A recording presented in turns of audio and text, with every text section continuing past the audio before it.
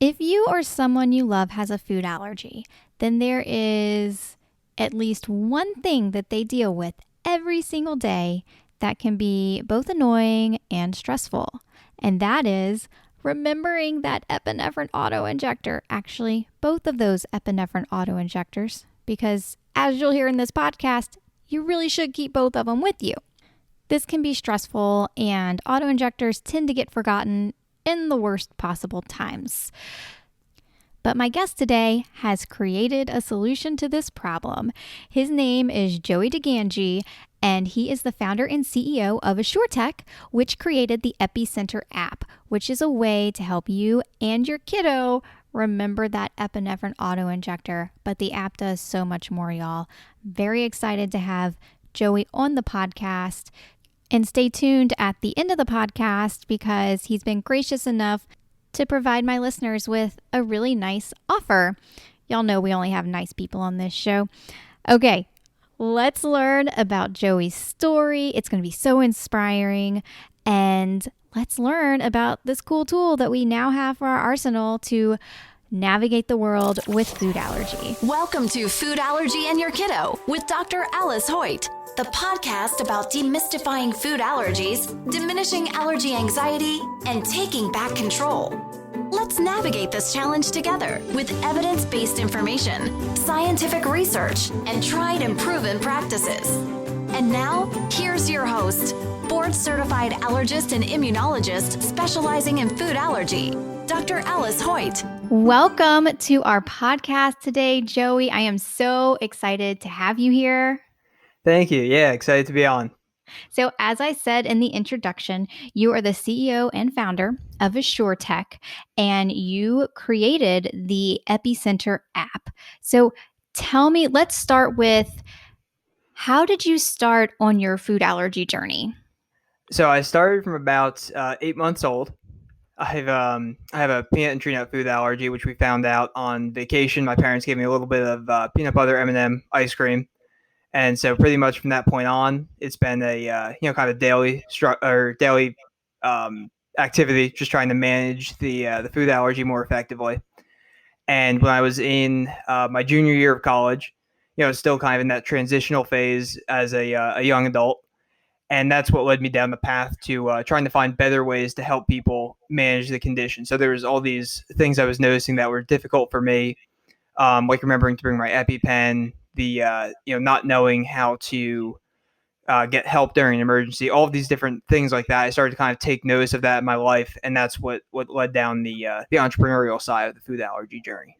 Wow. Was it one particular event that you said, you know what, it's time for me to start this company. It's time for me to develop this app, this way to help other people who are going through things just like me. What was finally that point for you? So I was taking a course my junior year called Entrepreneurial Creative Thinking.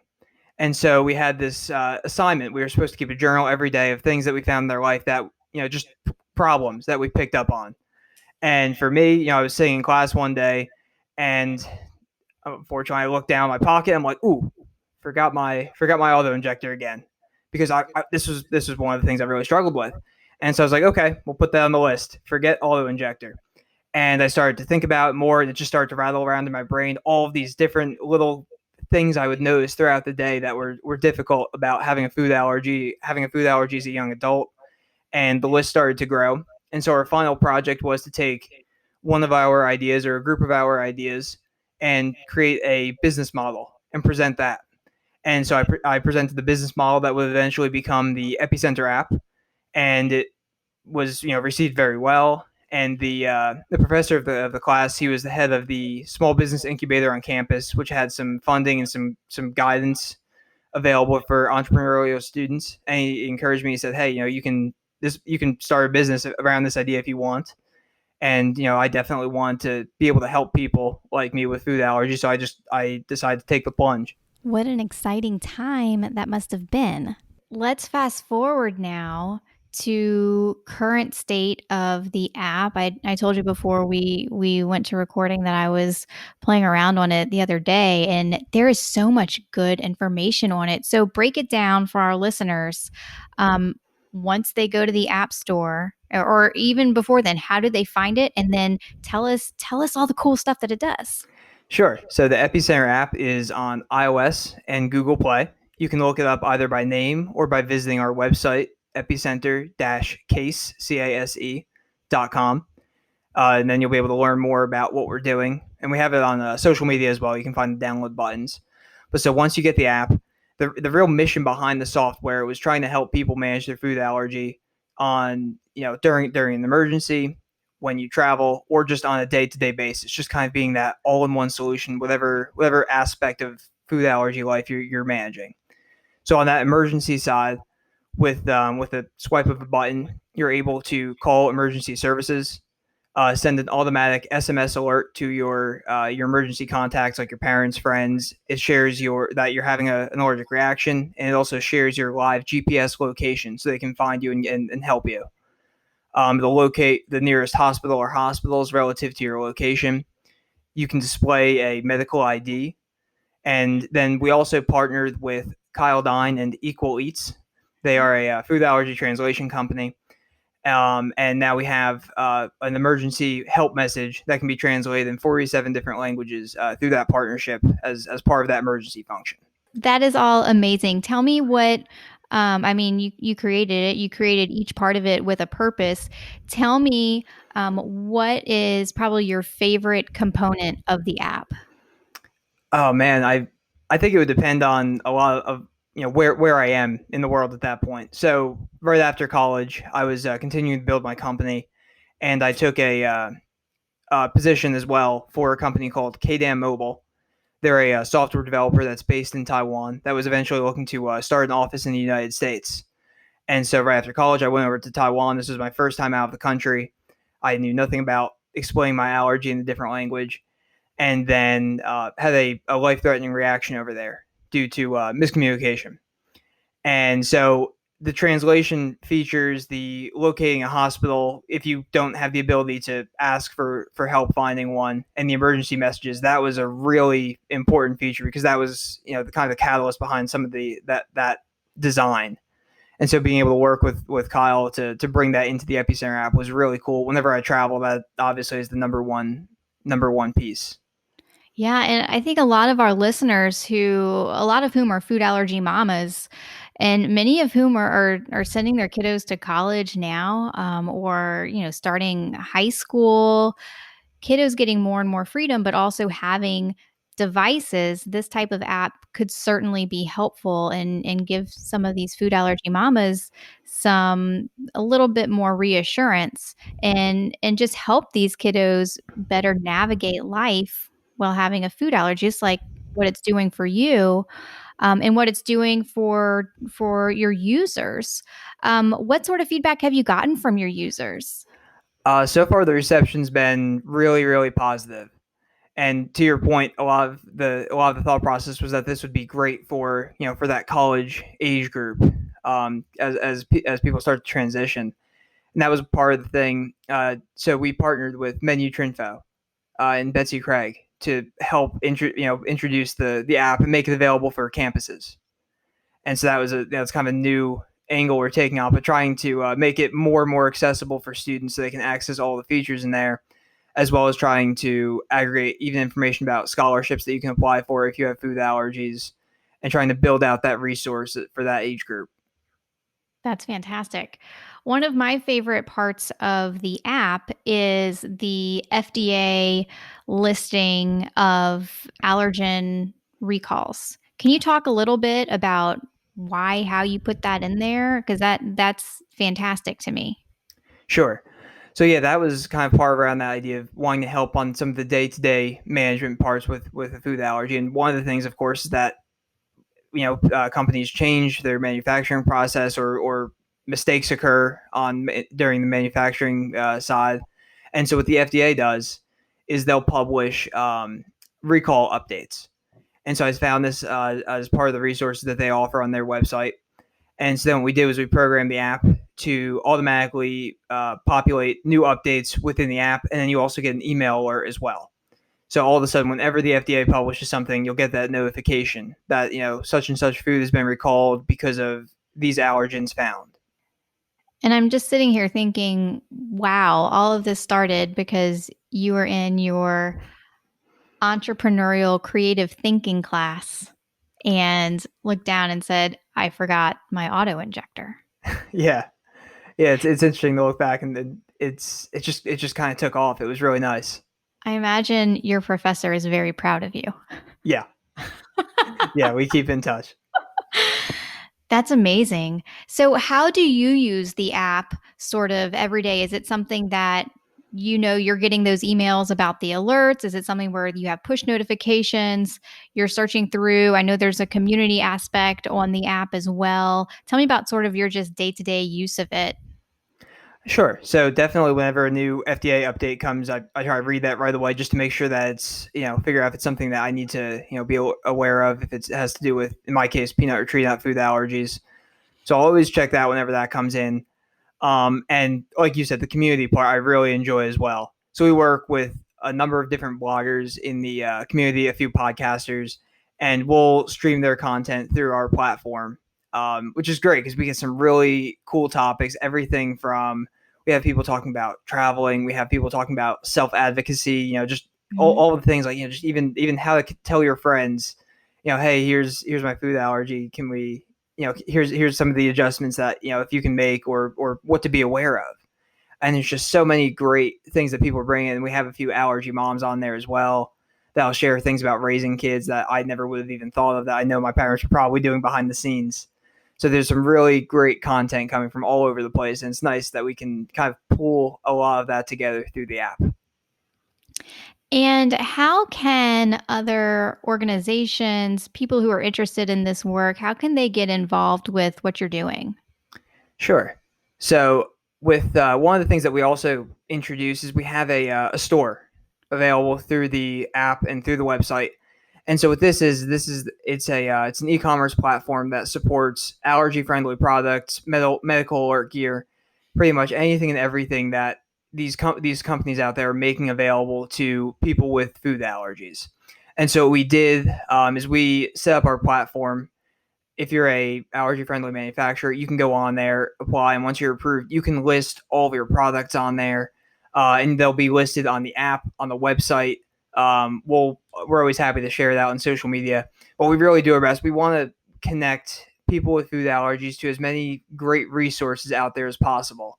And so that new update that we have in the store now, it makes it easier for companies that are doing these great things for the community to get the word out. We talked a little bit earlier about there's some moms on the platform and you thinking, oh, these are the things that my parents were thinking. Um, you, as a millennial, are part of that group that was sort of the first uptick of kiddos really starting to have more food allergies. We first Yeah. noticed the uptick in peanut allergy in particular in the 90s. And that's when those recommendations were made of like, oh, maybe kids should avoid early on, should avoid these Mm-hmm. allergenic foods. Now we know that that's wrong. But now we're really getting the first generation of kiddos and now young adults who have been dealing with food allergies their entire life. And that is you. And what have been some of your challenges? I know that you're taking the challenges that you've had and you're fixing a lot of them by having this app and making it available to everybody, um, by just creating it and putting it out there. But what have been some of your challenges? How have you overcome them? And then I'll also ask you, if this question weren't long and loaded enough, um, how have you seen the change in the landscape of food allergy? All right, so I think in terms of the landscape, just to kind of work backwards, I think one of the coolest things is that there's just so much more information available. I remember back when I was really, really young, my parents would have to drive to conference to learn information, to do their research. We had, I forget what it was, but there's a video that was put out on like VHS that had a bunch of information that we would watch together, and On just VHS. on VHS. And yeah, like that was the process. If you wanted to Yeah. learn something about food allergies, now you type it in as a parent with a newly diagnosed food allergic child. You can find so many different resources. You can find communities. You can find technology, you can find databases, all of this great stuff, and that's been really nice to see. And I think there weren't as many precedents out there for finding the right information, so I think that's a really cool thing to see in the changing landscape, and it looks like that's going to keep it's going to keep continuing that way. I mean, I'm on a podcast about food allergies right now, like that Exactly. that would have made life so much better for my parents back then. So it's really nice to see these kinds of things popping up. That's going to be huge. And in terms of the challenges myself, I think the biggest ones really came from just taking more responsibility over my own condition. And my parents, to their credit, they did a really good job. I was always the one that had to ask the waiter or waitress about my condition from pretty much as soon as I was able to speak. So they did a really good job of drilling that into my head. But then all the things that you don't realize they were doing for you, you start to notice that as you get out on your own. And so I had to make the adjustments as I went. But yeah, that was probably the biggest challenge for me. I bet your parents are so proud of you. Yeah, You are doing thank amazing you. things for this world and for a community that not only needs access to information, but needs access to evidence-based information, needs resources. Especially, I mean, so many kids, especially now in college, they do, well, maybe not right now with COVID, but they do these overseas trips. Mm, And I mean, I know so many families who do have significant concern about even their young adult children traveling and managing their food allergy, and God forbid having an accidental ingestion like you had, yeah. and not only having a reaction, but then not knowing how or where to get help for that reaction. And with the Epicenter app, you are significantly improving those types of situations. We all know you can't prevent everything, Right. but you can have a plan in place. God forbid there is some sort of reaction. Yeah, and that really, I mean, when I had my reaction, I always say if you're gonna have that was the right circumstances because it was at my place of work. So I was surrounded by coworkers who were very familiar with my, with my food allergy. They spoke Chinese and they knew the area. So as soon as I started going to anaphylactic shock, they got me in the car, drove me to the hospital, translated on my behalf, and took the day off to make sure that I was okay in the hospital. I mean, I could not have been luckier that be surrounded by people like that. Wow. And yeah, but while I was in the bed, like the hospital bed, laying there, I kind of had this moment. I was like, oh, what would happen if this was on the weekend and this was on my own or with my best friend who we only spoke English? We would have been so unbelievably hopeless at that point. It was kind of like a sobering moment, and so I started to kind of just take note of everything going on, like all the resources that I had available, like them communicating on my behalf or knowing where the hospital was. And that list that I started making there that day was kind of what became the workflow diagram for the emergency features in the app right now. So that really formed the basis of it. It was an in the moment observation, and that's what we built that whole function around. Okay, Joey, I'm noticing in your app just has so much awesome information in it, but you also have the allergy store. And in your allergy store, they have um, multiple items that a lot of food allergy families do purchase regularly. But I'm looking specifically at the auto injector carrying cases because this is always very important. How can you keep your auto injector at a good temperature? Tell me about these Epicenter app compatible auto injector carrying cases. Sure. So thinking back, I kind of talked about that original idea that sparked the whole company. It was me in class, forgot my EpiPen with me that day. What we decided to do was we wanted to find a way that just we want to make sure that you always are able to carry your medication with you, that you never leave home without it. And so what we designed are cases that attach or hold your EpiPen or AuviQ. Always, we make sure that all of them can hold two. And so what they do is they have Bluetooth technology inside of them. Now that Bluetooth technology is going to wirelessly connect with our software. So then whenever you leave home without your medication, you as the user and your network, so your emergency contacts, would get a notification saying, hey, you just left your epinephrine behind. Go back and get it. Here's where it was last seen. So the idea is really just trying to connect you with that resource at all times. Make sure you never leave home without it. So let me break this down, make sure I'm understanding. If your epinephrine auto injectors, which you should carry both of them, that they come in a 2-pack for a couple of reasons. One, they come in a 2-pack in case one of the devices fails.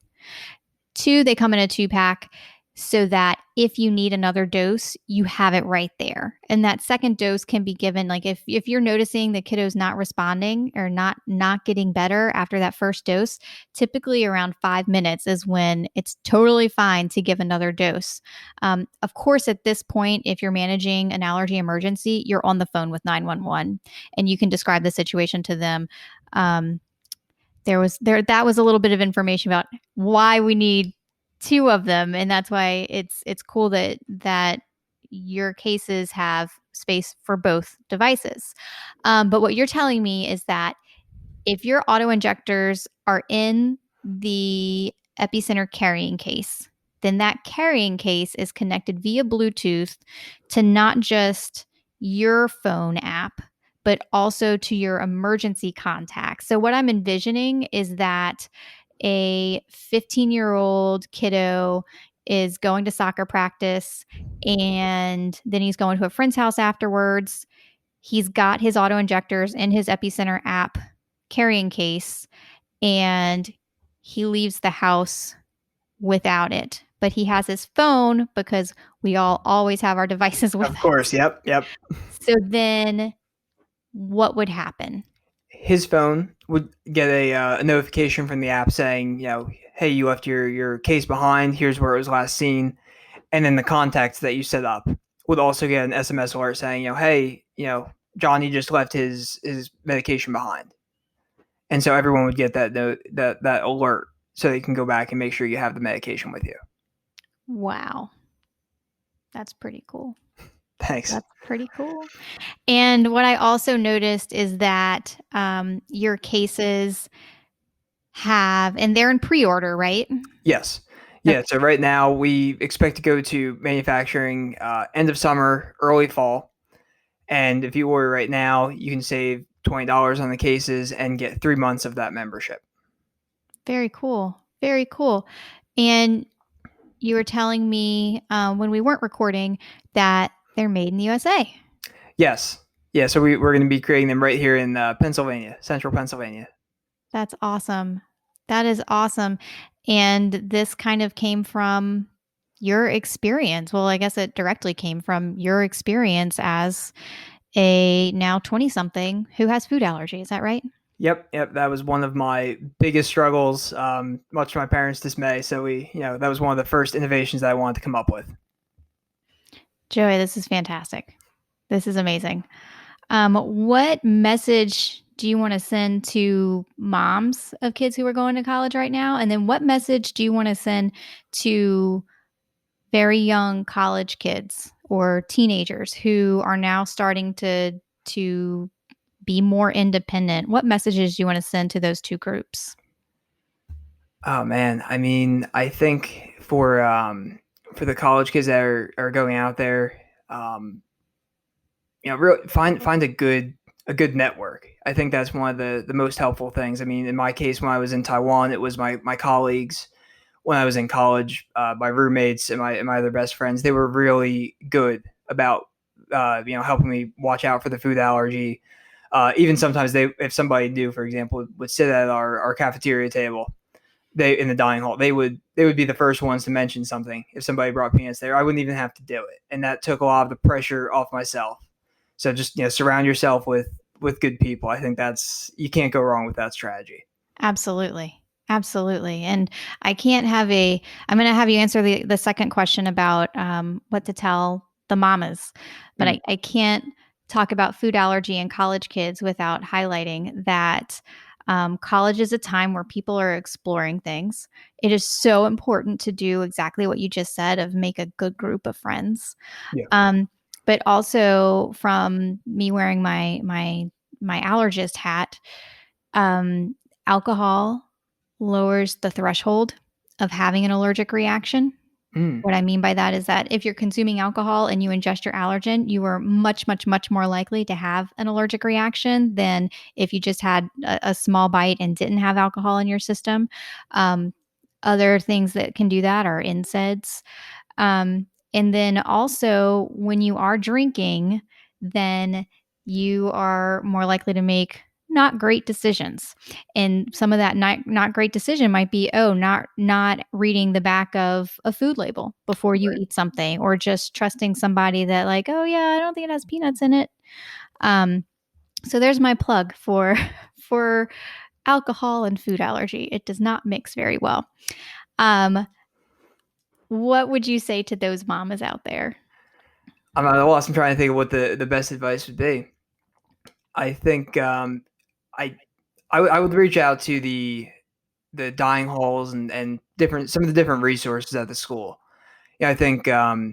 Just back to my own experience, we were really pleasantly surprised by some of the resources that we had available to us, and I think for the student going in, it's nice to know what you have access to, and for the parents, just for your own peace of mind, I think being able to connect and find out dining hall procedures, things like that. So I remember I had a baker. She was a woman that she would prepare all the desserts and stuff like that. My freshman year, as soon as I got in, she was nice that she walked me around the dining hall, showed me what was safe and what wasn't.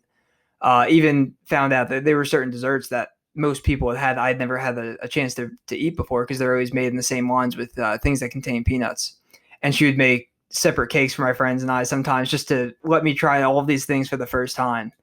So I think if you're a food allergy mama out there, like just find out what kind of resources are there, and that's really it's just gonna put a smile on your face. You feel better about sending your child to school, I think. That is wonderful, wonderful advice, Joey. I feel so blessed that we're having this conversation and that there is this type of resource available for people who have food allergies, because it's such a real world resource. It as you beautifully described, it's something that you created out of your own necessity to Yeah. help you manage your disease process. And it really went from being an idea to you saying this is what it needs, you being in a hospital bed saying, if I'm going through this and this was sort of a best case scenario as you described, Mhm. then what if it was the worst case scenario? You know, Yeah. and here you are describing this amazing app. So, recap for us, where can you get it? I didn't ask you about cost. I don't remember if it costs anything. But tell us all about that, and any last thoughts that you have for our audience. Sure. So you can find us again. So we're on iOS Store and Google Play. We are the Epicenter app, and you can look us up by visiting epicenter-case.com. The app is free to download. All the core emergency functionality, the FDA alerts, the community, all of that is always free to access. There's some paid options within the app. For example, at $4.99 you can unlock everything, and that includes discounts on all the products that we have in the allergy store. So if you want to, we have partnerships with some of these great companies in the community, and you can pay for some options there, but everything else is always free in the app. $4.99 $4.99, yeah, $4.99 or free. or free. Joey, thank you so much. It's really great to be on. Absolutely, absolutely. Y'all, wasn't that just so inspiring? We worry when our children have challenges, whether it's health challenges, emotional challenges, physical challenges. And here is a now young man who took a big challenge, having food allergy his entire life, basically. And not only is he overcoming that challenge, but he is helping other people manage the challenge. Just what a blessing to our food allergy community that we have members of this community who do just that. So I was so happy to have Joey on the podcast, and he was gracious enough to also provide a code to my listeners. I'm pulling it up here.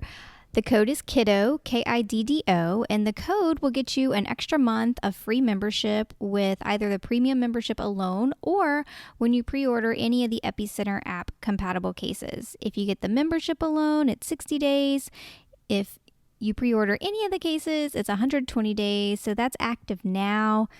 I know a lot of times when you're using a code from a podcast and there's some sort of affiliate benefit to the podcaster, I don't have any sort of benefit. So I am just telling y'all about this opportunity because it's the right thing to do. I don't get any sort of financial incentive to do this. I just thought that his app and really his story was a story that I wanted to tell on this podcast because it really shows more than here's a cool product, right? And what this story is really showing, what it really is a story of overcoming a challenge and taking something that was difficult for him, difficult for his family, fixing the problem not just for himself, but for others. And that's amazing. And for you mamas who are sending your kiddos to college this year, Joey and I put together a checklist of what your kiddo needs when going back to college with a food allergy. So check that out on the info blog, foodallergyandyourkiddo.com. There will be a link to that in the show notes. And y'all, as I always say, I am an allergist, but I'm not your allergist. So talk with your allergist about things you learned today. And of course, during this time, especially with this hurricane coming up, y'all, God bless you, stay safe, and God bless your family. Thanks for listening to this episode of Food Allergy and Your Kiddo with food allergist Dr. Alice Hoyt. For more information on navigating the world of food allergy, visit www.foodallergyandyourkiddo.com and follow Dr. Hoyt on Twitter at Dr. Alice Hoyt. Remember to subscribe, rate, and review. Let's take the anxiety and confusion out of food allergy.